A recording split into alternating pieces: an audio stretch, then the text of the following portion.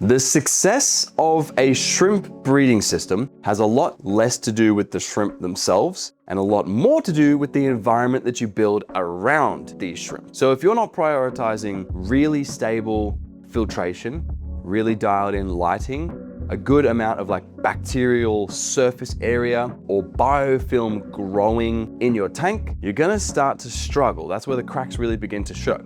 So what I like to do is just totally over-engineer my systems. This video is episode 4 in our series where we're building as profitable of a shrimp breeding system as we possibly can in as short a time as possible. So building a system that does most of the work for you, minimizes the time input and sort of maximizes the output, or at least keeps the output the same. Shrimp rely really heavily on stable conditions. They'll totally thrive in a tank that is stable. So if the gear that you're using isn't engineered specifically for stability of your water, if it's under-designed, if it's underperforming, if it's not aerating your water, if it's feeding lots of filler in the foods, you're gonna end up with a lot of sort of friction in your breeding process. Lots more water changing, lots more unhealthy shrimp and random diseases going through the place that you're not sure why it's happening, and overall stress that they're feeling as well. So these pieces of kit are what I'm using. They're super simple. It requires a bit of an upfront cost to get obviously the whole setup done, but then you're hands off. Now the first piece of equipment that I'm going to cover is the one that's most commonly overlooked in shrimp setups: lighting. The thing that does benefit is the development of algae, the development of biofilm, the growth of plants, and therefore the growth of bacteria in your tank as well. All of those things are absolutely essential for a really healthy shrimp tank. So by getting really good lighting like the DALUA WRGB LEDs, you end up sort of solving that issue overall. So feeding the biome in your tank is the main reason why good quality lighting is good. There are, however, fringe benefits that you're gonna get to upgrading your lighting. The main one is when you're taking pictures to sell your shrimp, if there is lots of reds in the spectrum, which is why I favoritize these lights in particular, you can see just how many red light LEDs there are in this strip. You end up getting better coloration out of your shrimp pictures too. So when it comes time to sell them, the pictures that you upload to display them are way better. That added lighting and depth of color, it helps you determine which shrimp have got deeper coloration and more opaque coloration rather than the transparent shrimp that you probably don't want to have as much. It also will bring out colors in backstraps, and those backstraps are a lot of the time what differentiates a really high quality shrimp from an average one. Now, if there's one piece of equipment that does more of the legwork in your aquarium than all others put together, it would be your filtration. Now, in shrimp tanks, you need quite a few things. You need your biological filtration. You need really good aeration as well, so that you've got good oxygen levels and a lot of opportunity for gases to be exchanged at the surface of your water. And you need some form of chemical filtration as well, if you're looking at adding carbon, for example. The reason I choose these filters is because it does all three, as long as you set them up right. What I've done for stability, and this is one of the things where one of these products is optional. The filter, absolutely not optional. If you get something that's subpar and just doesn't do the job, you're gonna end up paying for it later. This filter has got your biological filtration in here. It's got a nozzle which extends above the water line. That creates lots of water flow and a lot of gaseous exchange and oxygen levels in the water too. Now, this filter comes in 2 sizes, and this is where the over-engineering comes in. There is a small size for up to a 50-liter tank. All of my tanks are 40-liter tanks. So I could use the small size filter in all these tanks. However, I like to over-engineer just in case something goes wrong. So I always choose the 100-liter filter, which is the larger size, even though it's only a 40-liter tank, meaning I'm doing 2.5 times the potential filtration because maybe I'll be feeding these up really heavily. Maybe I'll have a massive colony which requires that extra oomph or that extra kick of my filter. Now, feeding your shrimp the right food is another key part in maintaining very robust and very large numbers in your colony. So if you start feeding foods that are sort of filler foods, that have lots of filler in it, you'll end up increasing the nitrate level in your tank, which your shrimp just don't like.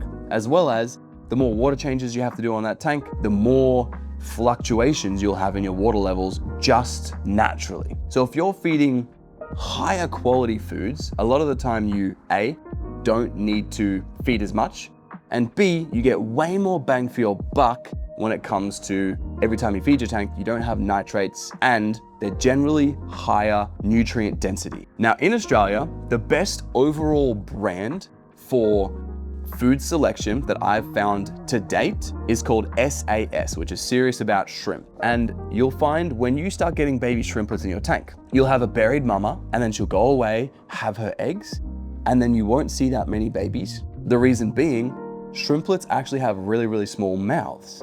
Unless you've got heaps and heaps of biofilm or heaps and heaps of bacteria in the places that the babies exist, which is generally really deep into your plants or bundles of moss, they just won't find the food to support their growth. Shrimp Aid is like a powder, a very fine powder. When I started using this in my tanks, the amount of babies that I saw per clutch increased heaps. Finding high quality foods generally also means you're finding nutrient dense foods. So you want to make sure you find a good balance when using shrimp snow. Because it's so fine, it will turn to ammonia quite fast if it's not eaten. So don't overdo it with that stuff. Remember, if you've got good lighting, you'll already have good biofilm and good bacteria, good plant growth as well. There is, however, a food that you can use, which is from, I think, soybean husk, that is so stable in your water, it doesn't turn to ammonia very fast at all. Though it will be consumable by babies, it's more of a long-term fiber-rich food for your adult shrimp to consume as well. It's something that, though it doesn't have too much nutrient value, it can stay in your water for a long, long time. That product is shrimp snow. This is like a little pellet that when you drop in, sort of unfolds. It is made from soybean husk, which is a really, really, really good form of fiber, but also a good form of amino acids. Those amino acids are gonna be very, very good for the coloration of your shrimp's shells, as long as other parameters are in check, and really good for their overall rapid development. Now, those two are the two products that I would every single day of the week be buying when I set up my shrimp tanks, which is why I bought them.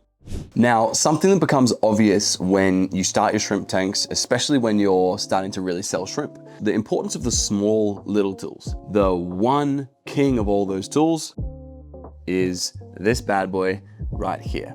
A fine hole net, particularly the ones that are like extendable. However, even with these mesh nets, you can still get damage to the shrimp. These bad boys.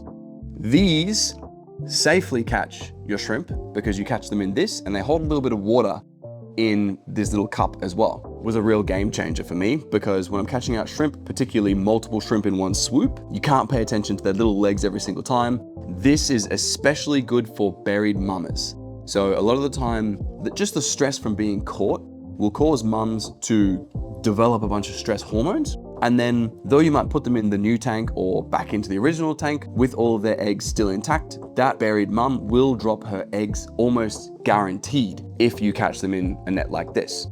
I'm yet to have the stress from being caught in one of these make a mama drop her eggs. Definitely isn't essential. You'll be glad you bought that when you're selling a whole bunch of shrimp. But the biggest piece of a puzzle when you're trying to sell your shrimp has got nothing to do with shrimp. It's all got to do with your camera. Taking good photos of your shrimp makes so much of a difference. So if you are able to capture the depth, the clarity, and the quality of your shrimp that you're breeding in an image that you're putting on a listing, you're gonna get way more hits, way more hits. The key here is, and I need this one to sink in for you when it comes to selling a shrimp and taking pictures, if the viewer, the person who's gonna buy the shrimp, feels like they really want that shrimp in their tank, like they can visualize it, they can see it, they go, wow, that'd be amazing, they will buy. If you have subpar photos, they're not gonna get that feeling. If you have crystal clear photos, they will. I'm gonna touch very briefly on your shrimp tanks that are also heavily planted tanks. They go together like two peas in a pod, like peanut butter and jelly, is fertilizer. So if you're trying to have a really, really good planted tank, whether that's low tech or high tech, get yourself a good fertilizer. I've found that the DALUA Fat series do really, really well. And the reason I like them so much is because they have shrimp safe fertilizers. And that means that there's lower levels of the toxic chemicals that can build up with shrimp, like copper in them, meaning that you can dose and dose and dose, and you won't have that crazy buildup of copper and other metals and traces that can get in the way of molting, and also can slowly build up in a shrimp system because the shrimp simply can't process it away. So over time, exposure to these coppers builds up and builds up and builds up in their system and does not exit their system. Now, I'm using most of this kit that I showed you guys today, and I'm already seeing some pretty good benefits. I'm not seeing any babies yet, but I only just set these tanks up maybe 3 or 4 weeks ago, and I only added the shrimp about 1.5 weeks ago. But at this point, I've already got some mamas that have got eggs. So it's all up from here. Now, if there's any pieces of equipment that I've missed that you currently use in any of your shrimp tanks that really makes a difference, one notable one that I realized I missed is a product by Glassgarten called Bacter AE. What that does is it increases the amount of biofilm in your tank by feeding the biofilm itself. It creates like a bacteria that the biofilm will grow on. Your shrimp absolutely love that stuff. Not essential, but definitely help. If you've got anything really, really cool like that that you think would help other shrimp keepers getting started, drop it in the comments section. And if you'd like to follow this journey of us making as much money as possible from our shrimp breeding setup, make sure to hit subscribe, and I'll catch you on the next video.